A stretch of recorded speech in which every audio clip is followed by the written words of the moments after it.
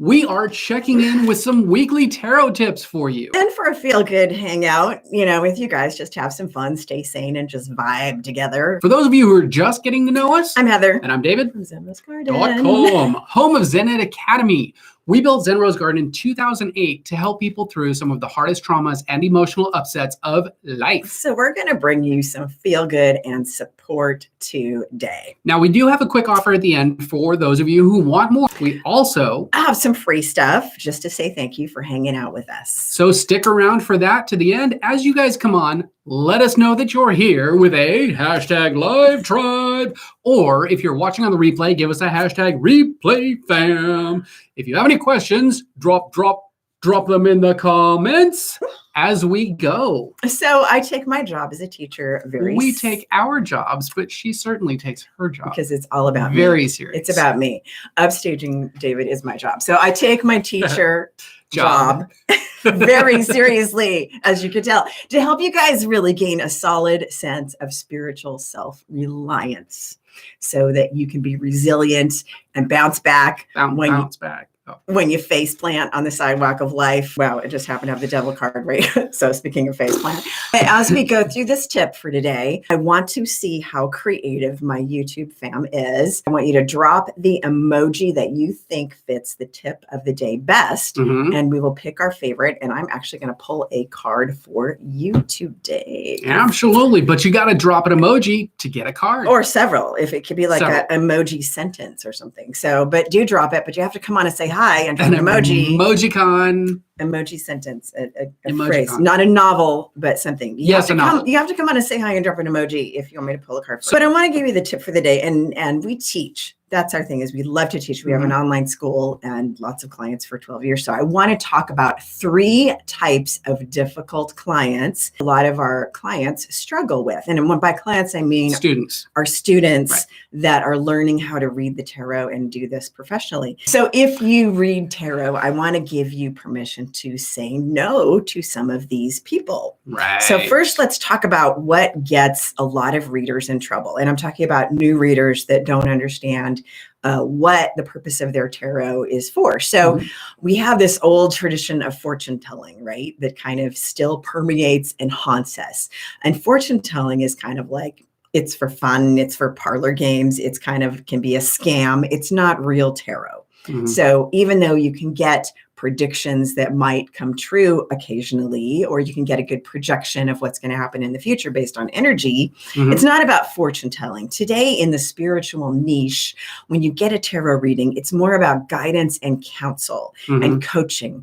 So you're kind of looking at the cards, you're tuning into your client, you're seeing where they're getting themselves stuck because they're asking you a question, they're bringing something that they're stressed about, and you got to help them clear it up. So you put the cards out and you try to help them intuitively get to it. So basically, a tarot reader, a genuine, authentic tarot reader, is more like a coach than some fortune teller. Right. So here's the problem. You have clients that come in expecting for you to be a fortune teller. Right. So this is where I want to help you guys take the pressure off of yourself when you get a client like this, and also teach you how to recognize a difficult problem client before they're sitting in front of you and they're like, what am I going to do? We're going to talk about 3 of the most difficult clients that we've seen through our work and help you to recognize some of these signs. You might have even been this client. I know that I have on occasion when I didn't know any better. So the first one is the you tell me kind of client. Like, you're the psychic, you tell me, what do you see? So here's the thing. It's like going to the doctor and withholding all of your symptoms and then expecting the doctor to guess what's wrong with you. So you're expecting them to diagnose you without giving them any information. So the whole time, your doctor, just imagine this, okay, the whole time they're running general diagnostics until they can find the source. The solution here is to get the symptoms. Right. And now here's the thing that kind of throws people off. I have to be able to intuitively figure out what the issue is. No, you have plenty of time for intuition and psychic hits and all of that. But if your client is coming out and telling you nothing, it makes your job a lot harder. You might have to go, especially if it's a first-time client, you might have to go through this whole wading through the muck. And just give them a really general reading until you finally, at like 15 minutes before the session ends, get to what the issue is. Now, that being said, we can do that with clients who've already been in. Because most of these are going to apply to new clients. So a lot of times I'll have a client we've already had, we have a rapport, we already know each other, we can connect right away, and they'll be like, you tell me, and I'm like, let's go, let's figure it out. So what is your solution for how to handle this kind of a client if they've already, if they're sitting down in front of you, it's a new client, they've got this whole thing. So here's the solution if you have this and it's a brand new client. Have them give you some sort of question, get the symptoms of what they're experiencing. Are you going through a breakup? What's going on? Get a general idea. That way you know one area to put your attention on. So you ask your client to focus on one important thing so you can get to helpful information quicker and faster in the session. Because what will happen is you'll get to the heart of the matter faster, and then the peripheral things that are the fun psychic hits and intuitive stuff will just naturally fall out instead of you wasting 45 minutes on general BS. So my suggestion here is to basically, you've got a client sitting in front of you and they're the withholding information. You tell me what's going on. You tell me what my problem is. You tell me what the solution is. Okay, that's great. But why don't we just have a little conversation right here and tell me about what's going on in life? Right. Because if you can get that kind of a client to open up even a little bit, then they're going to open up even more as you create a dialogue back and forth, having a conversation with a person instead of you being the almighty reader and this person being the prove it to me client. So, like I said, tarot in the spiritual niche is not so much about fortune telling. It's not about fortune telling. It's about coaching and guidance based on intuition. The second type of problem client you want to kind of be wary of is the "but you said" client. But you said. This goes into the same theme: fortune telling versus true tarot reading. Right. And I want to break this down into predictions, which is fortune telling, base versus indicators, which is the snapshot of the future. Yeah. Right. The energies you pick up in the card spread. So you want to give choices based on energies and behaviors that you're seeing in the spread, and also with your client, because you're also picking up information from your client, their body language, their intuitive, their energy, things that you pick up intuitively. So these are indicators, energies and behaviors they're exhibiting right now. They have a problem they want solved. They want to change something. They have a desired event that they want to occur, but they're probably blocking themselves. We all block ourselves, right? So I think we do. The biggest issue with this kind of a client is they are looking to place blame on the universe and unfortunately on you if you don't tell them what they want to hear. So here's the thing.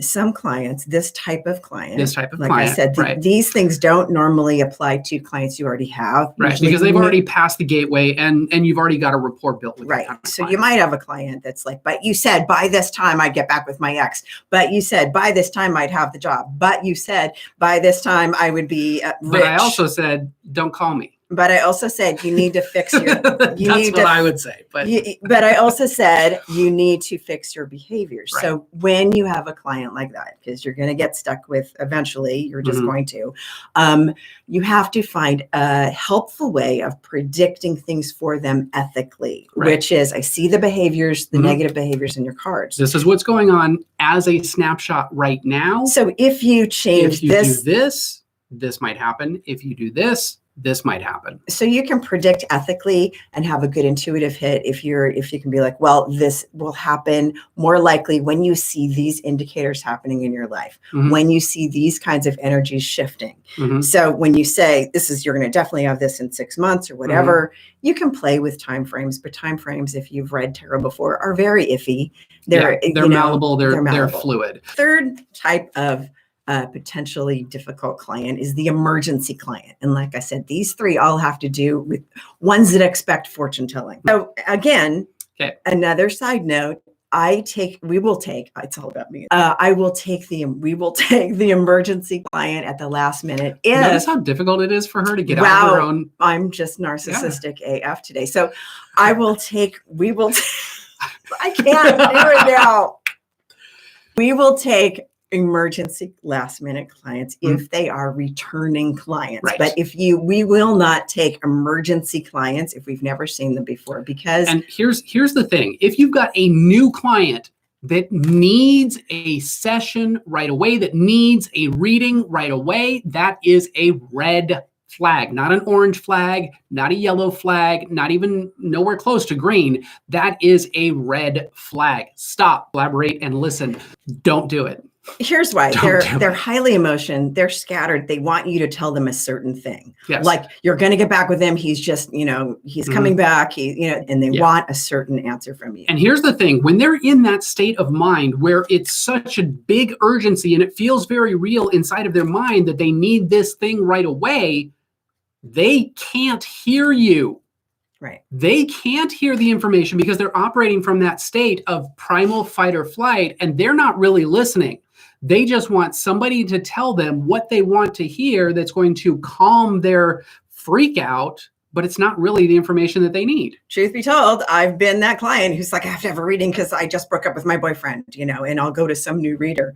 And, I've had good readings out. I mean, I'm not saying it's 100% a thing that you shouldn't do, but in general, it can be a warning. So we will give these types of sessions to clients we've already seen, but especially living in Las Vegas like we do, you have a lot of people coming in town and they want like this last minute session.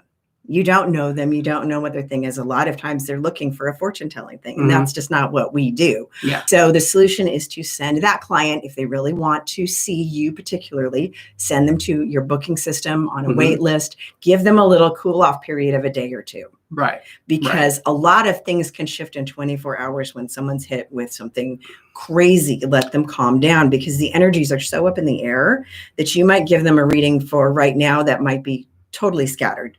And we don't have a problem sending somebody to a place that does readings like that. Sure. Because it fits what they're looking for.